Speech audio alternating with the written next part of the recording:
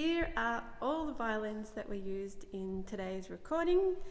The first being the Baillie violin, which was the star of the show. It was used for a number of tracks and belonged to the person who the Baillie Collection belonged to, Robert Baillie, Robert Valentine. It's an old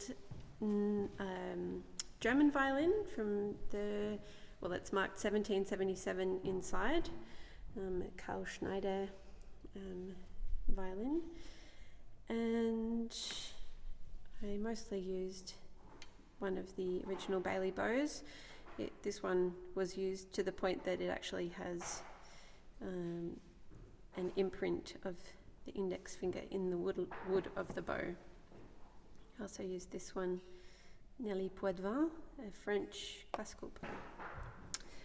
And over here we have a baroque violin by Warren Nolan-Fordham, a Melbourne maker.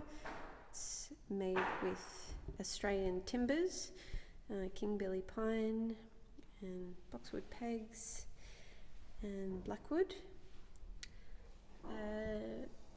A local Geelong resident lent me this one.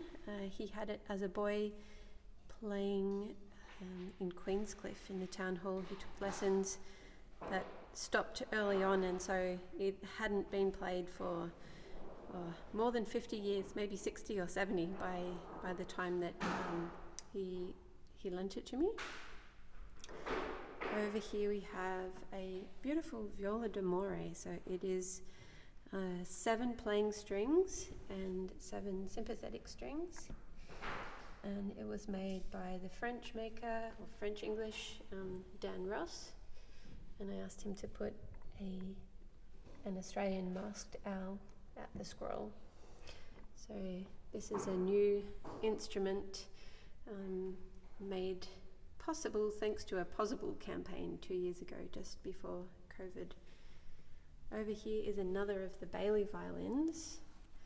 I did think that I would use it today, but didn't end up making that choice. It wasn't sounding like I wanted it to, so just left that one for the moment.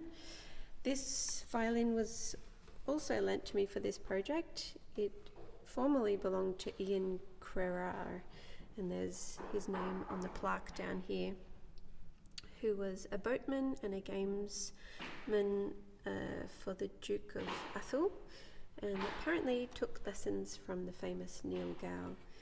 And as you can see, it has 7 strings, 7 playing strings, with the E, A and D doubled. And probably this scroll and neck were put onto an old violin, so it was probably a sultana neck and scroll that was attached to another violin, and it makes a rather unusual sound, a little bit like 2 violins playing together, or maybe even a bit like an accordion. This is also an old German violin from a similar place to the Baillie violin that we first looked at. It's from around the same time, 1780s, and it has, I think, a rather unusual shape. It has very square shoulders. It's by the Hopf family, and it's set up to play classical or transitional style music.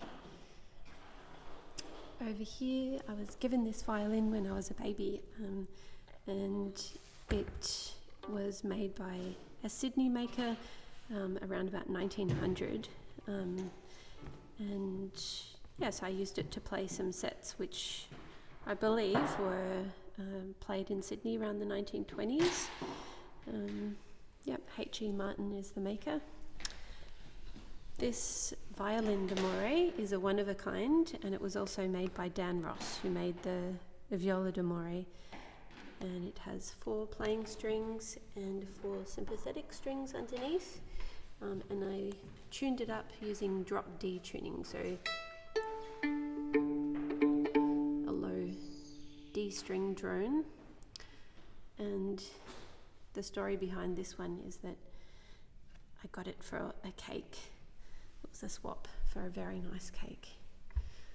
So over here we have the recording space. There were 6 mics used for the solo repertoire today, and the all-important pillow, which stopped me from recording the sound of my tapping foot when I was playing strathspeys and reels.